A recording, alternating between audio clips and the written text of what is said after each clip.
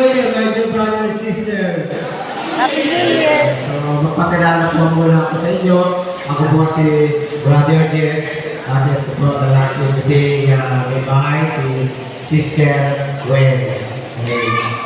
So, paano ba? Di ko alam kung paano pasimulan.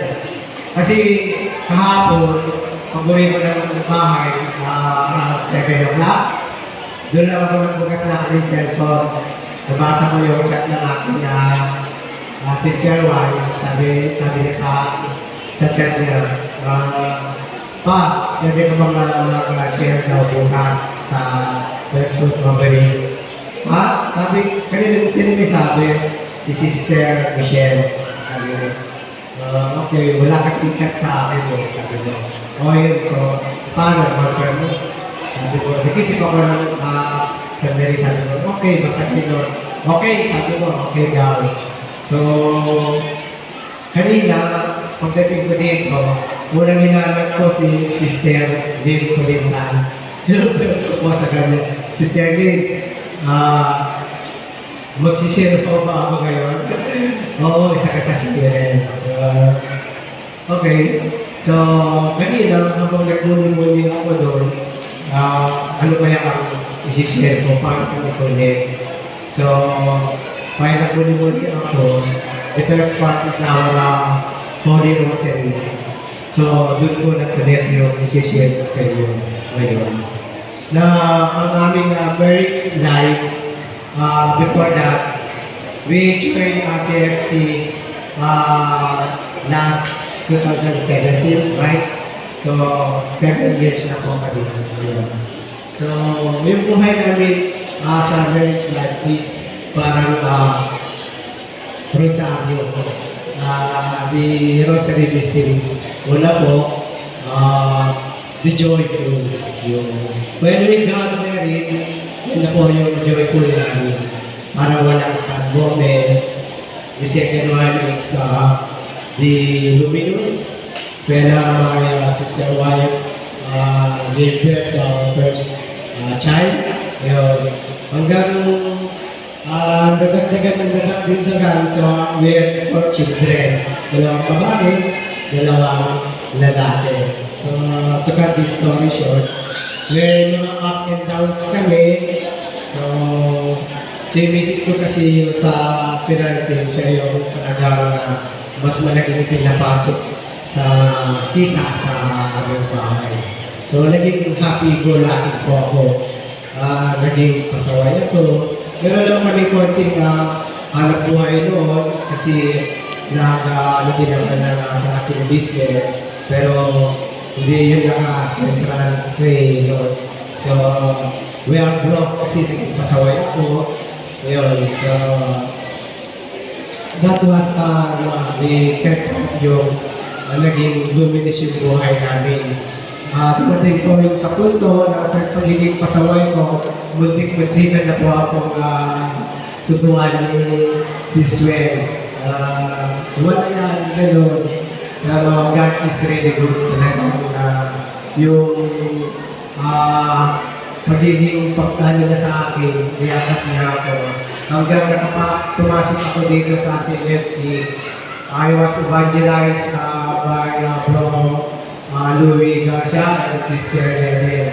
Doon ko po nakilala yung Christian life as CFC. Yun po, so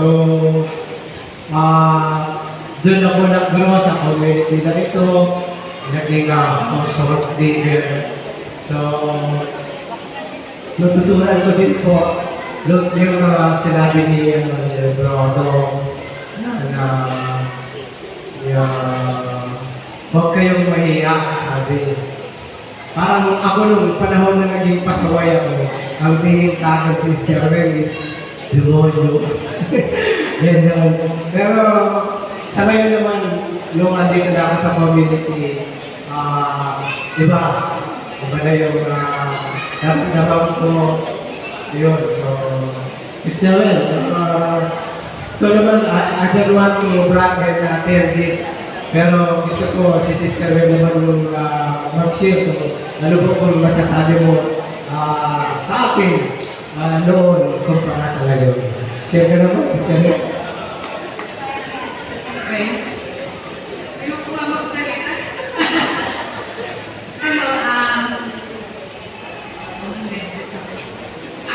Hindi talaga ako sanay.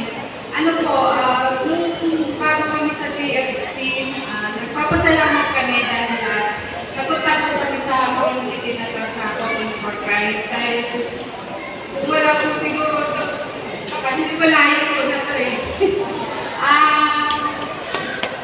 Yung promise band ko talaga nung wala pa kami sa Couples for Christ, sobrang parang ano ba ito, nagre-rent lang sa bahay, hindi na tumitigil sa bahay. Pero nung dumating po, nung nasa Couples for Christ na kami, nagbago na po talaga siya. Malaking pasalamat po talaga ako dahil ibang-iba na po siya ngayon.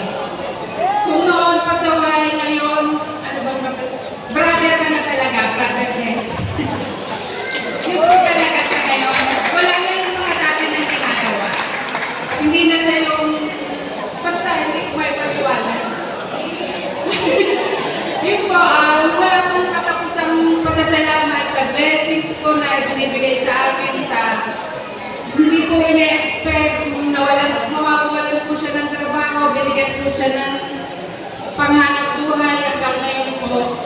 Siya po ang talagang bubuhay sa amin. Thank you po. That was the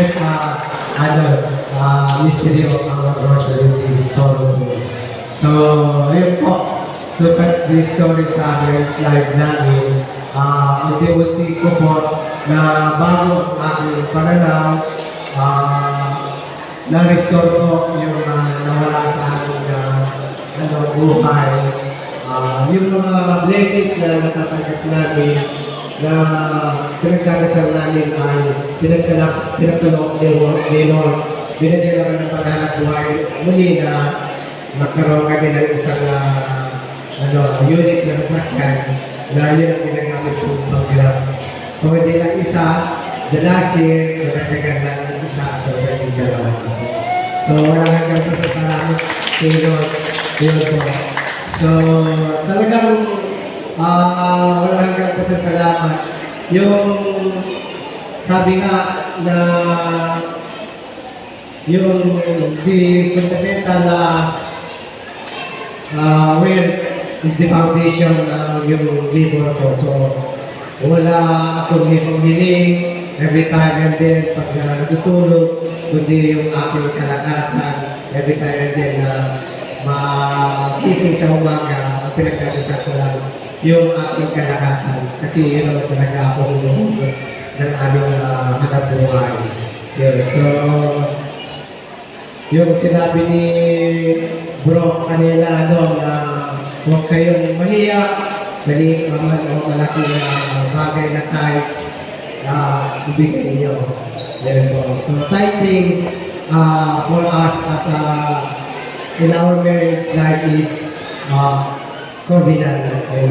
So we know very well God really doesn't need our money, pero talaga po this is that is the act of worship and giving thanks to Him.